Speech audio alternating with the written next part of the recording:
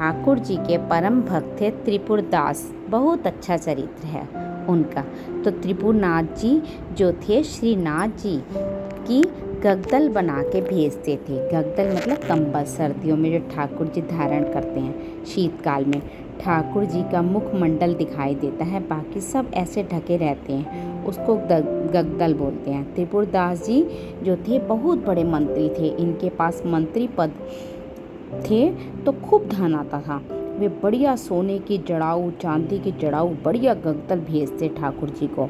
किसी ने जाके बादशाह से कहा, शिकायत कर दी। बोले त्रिपुरदास जी आपके खजाने का सारा पैसा लगा के गगदल बना के श्रीनाथ जी को भेज देते हैं। तो बादशाह ने इनको अपने मंत्री पद से, और जैसे ही मंत्री पद से हटे तो गरीब से हो गए। अब इनके पास इतना भी धन नहीं था कि गगदल बनाकर भेज सकते। एक लिखने वाली कलम थी, वो बेच दी, 1 रुपया मिला, उससे खरीदा बिल्कुल 3rd क्लास वस्त्र। उसमें 1 रुपये में क्या आता। बड़े दुखी से हुए ठाकुर जी, मैंने कभी आपको ऐसा वस्त्र नहीं भेजा, लेकिन क्या बताऊं, और कोई चारा नहीं है। वस्त्र खरीद कर के और उसको प्रेम से हृदय से लगाकर उस पर जो रंग रोगन पड़े थे वो लगा के उनको भेज दिया। थोड़ा सा इत्र पड़ा था वो भी लगा दिया, किसी के हाथ मंदिर भिजवा दिया। पहले तो खुद जाते थे जब मंत्री पद पर थे, लेकिन अब मन में कि कहीं मैं ऐसी अवस्था में मंदिर गया, गोसाई जी ने मुझे इस अवस्था में देखा तो कहीं वे मुझ पे कृपा करने के लिए धन राशि ना दे दें, इसलिए खुद नहीं गए, किसी के हाथों भिजवा दिया। गगदल नहीं बनवा पाए थे, चद्दर बनी थी, बस भिजवा दी।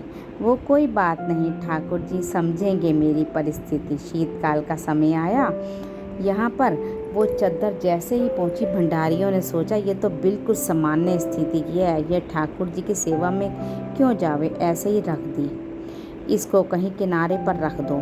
शीतकाल प्रारंभ हुआ, जैसे ही ठाकुर जी को गगदल पहनाई, रात को पहनाकर गोसाई जी चले गए।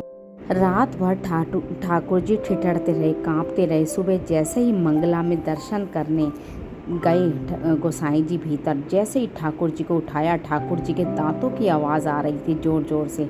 ठाकुर जी ठिठुर रहे थे जोर जोर से। गोसाई जी बोले 5-5 गगदल पहना रखी हैं, फिर भी ठिठुर रहे हैं, अंगीठी जला के लाओ।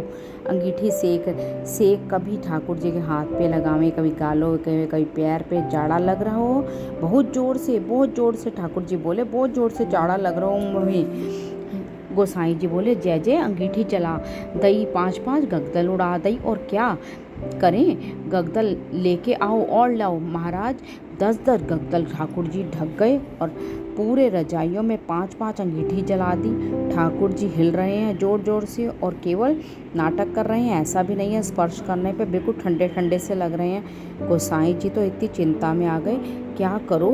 अचानक गोसाई जी बोले 10-10 गगदल, 5-5 अंगीठी, फिर भी ठंड लग रही है इनको, ठंड नहीं जा रही तो नहीं है श्याम सुंदर की। ओहो, निश्चित ही किसी भक्त के द्वारा भेंट आई है, वो हमने पधराई नहीं है, इसलिए वे सब कर रहे हैं। तुरंत गोसाई जी बोले किसी भक्त की भेंट आई थी। सबने बताया क्या क्या भेंट आई थी। तो एक बोला हाँ, एक पतली सी चद्दर आई थी, उसका ऐसा गंदा सा कपड़ा था, ऐसा कपड़ा तो हम भी कभी इस्तेमाल ना करें, किनारे रख दी है।